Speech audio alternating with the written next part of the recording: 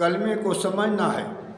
اللہ کے رسول صلی اللہ علیہ وسلم نے فرمایا کہ من قال لا الہ الا اللہ دخل الجنہ، جس نے بھی لا الہ الا اللہ فرما دیا وہ جنت میں جائے گا۔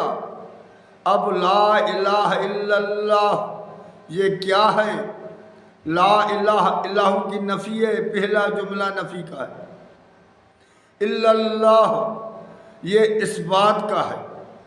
اب یہ سمجھ میں آنا چاہیے کہ یہ کیا ہے۔ جیسے کہ ایک بندے نے چال چل کر ایک بندے کو قتل کے مقدمے میں پھنسا دیا۔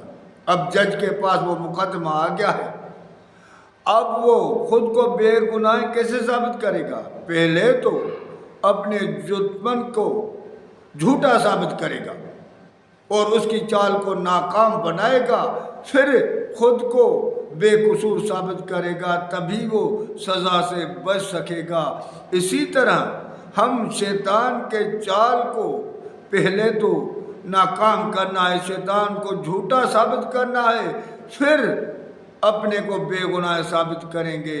تو جب تک ہم الہوں کا پتہ نہیں پڑے گا کہ کون سے الہ ہیں جس کی نفی کریں گے، کیونکہ شیطان نے ہم نے مطمئن بنا کر ہمیں چھوڑ دیا ہے اور ہمیں دھوکے میں پھنسا دیا ہے۔ جب تک ہم دشمن کے دھوکے سے نکلیں گے نہیں اور دشمن کو شکست نہیں دیں گے، شیطان کو شکست نہیں دیں گے، شیطان کی چال کو ناکام نہیں کریں گے، تو ہم منزل مقصود تک کیسے پہنچیں گے میرے بھائی؟ تو ہمیں جو اللہ کے محبوب نے فرمایا، حق فرمایا ہے، سچ فرمایا ہے، لیکن پہلے تو ہمیں اپنے دشمن کے چال کو ناکام کرنا ہے، تبھی ہم منزل مقصود تک پہنچیں گے۔